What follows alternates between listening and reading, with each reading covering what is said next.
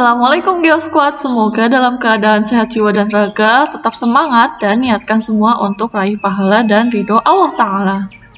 Tak terasa satu bab sudah terlewati, semoga bermanfaat. Oke, kita lanjut bab 2, yaitu interaksi keruangan desa dan kota. Di video ini kita akan membahas tentang desa. Desa, oh iya, tempat kalian termasuk desa nggak? Apa yang terfikirkan oleh kalian ketika mendengar kata desa? Mungkin ada yang langsung membayangkan sawah, banyak pohon rimbun, ada air sungai yang mengalir jernih, apalagi? Lalu menurut kalian, mengapa sih kita perlu mempelajari materi desa ini? Apa manfaatnya? Ini ya beberapa manfaatnya. Sebagai generasi penerus bangsa, kita perlu tahu potensi desa, lalu bisa merencanakan pemberdayaannya, lalu bisa juga menentukan solusi untuk permasalahan yang ada. Lanjut yuk, di video kali ini kita akan belajar bersama meliputi pengertian, unsur pembentuk, klasifikasi, pola permukiman, serta potensi yang dimiliki desa.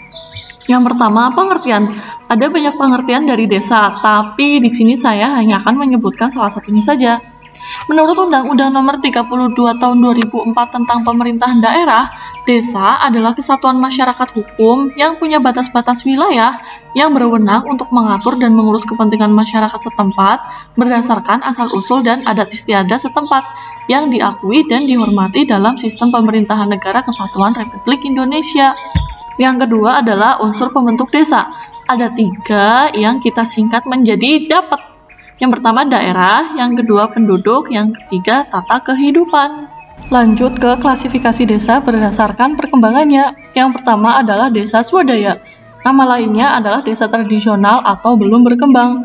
Beberapa cirinya adalah kegiatan penduduk dipengaruhi alam, penduduk jarang, terikat kebiasaan adat, mata pencaharian masih homogen, lembaga kemasyarakatan sederhana, masyarakat cenderung tertutup terhadap budaya dari luar, tingkat pendidikan rendah, dan kegiatan ekonomi biasanya digunakan untuk kebutuhan sendiri saja. Menurut kalian, apa masih ada desa swadaya di zaman sekarang? Masih ada loh. Terus kenapa ya di zaman serba modern ini masih ada desa swadaya? Menurut kalian penyebabnya apa? Tingkatan selanjutnya adalah desa swakarya. Jangan keliru dengan swakarsa atau swagaya ya. Nama lainnya adalah desa transisi atau yang sedang berkembang.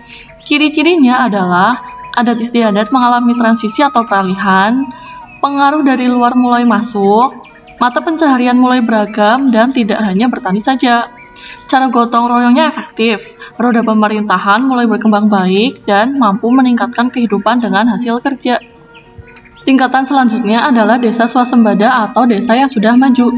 Ciri-cirinya adalah adat istiadat sudah tidak berpengaruh, mata pencaharian heterogen atau beragam, tingkat pendidikan dan keterampilan tinggi, tingkat kesadaran kesehatan tinggi, dan sistem perhubungan lancar.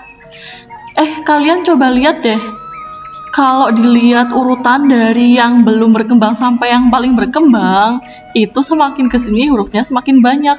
Swadaya, swakarya, swasembada, jadi jangan tertukar ya. Selanjutnya adalah pola permukiman. Terdapat 5 pola permukiman di wilayah pedesaan. Yang pertama adalah memusat atau mengelompok atau mengerombol. Pola ini ada di wilayah gunung atau pegunungan. Biasanya pola permukiman ini didasari faktor keamanan. Contohnya, di hutan pegunungan akan lebih aman jika penduduknya tinggal mengelompok. Yang kedua adalah menyebar atau tersebar yang ada di daerah yang kesuburan tanahnya tidak merata, kars dan stepa serta sabana. Yang ketiga adalah memanjang atau linier yang ada di sekitar jalan, sungai, garis pantai, dan rel kereta api. Yang keempat adalah melingkar atau radial yang terletak di kaki gunung. Yang kelima adalah mengelilingi fasilitas yang ada di dataran rendah. Contohnya, ada sebuah perguruan tinggi baru berdiri, biasanya akan diikuti perkembangannya oleh permukiman yang difungsikan sebagai rumah kos, tempat makan, dan fasilitas penunjang mahasiswa lainnya.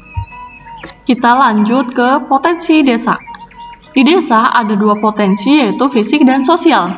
Yang pertama, potensi fisik adalah potensi yang berkaitan dengan sumber daya alam yang ada di desa, seperti tanah, air, lahan pertanian, hewan ternak, cuaca, iklim, dan lainnya. Perbedaan kenampakan fisik tersebut akan berpengaruh terhadap jenis potensi yang bersangkutan. Contohnya, di wilayah dataran tinggi yang berhawa sejuk, maka potensi fisik desanya berupa daerah pertanian yang subur untuk bisa ditanami sayuran dan juga ada peternakan hewan. Yang kedua adalah potensi non-fisik atau sosial, adalah segala potensi yang berkaitan dengan masyarakat desa dan tata perilakunya. Potensi non-fisik ini biasanya meliputi lembaga desa, aparatur desa, adat istiadat, dan budaya. Misalnya, sebuah desa di daerah Tengger yang berlokasi di daerah Gunung Bromo sering melakukan upacara adat Kasodo dengan membuang sesajen ke kawah Bromo sebagai bentuk ritual meminta keselamatan.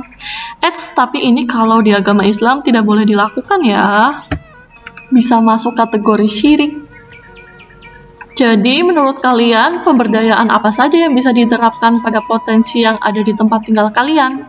Kita lanjut diskusi di Google Classroom atau tulis di kolom komentar ya. Sekian, mohon maaf dan terima kasih. Wassalamualaikum warahmatullahi wabarakatuh.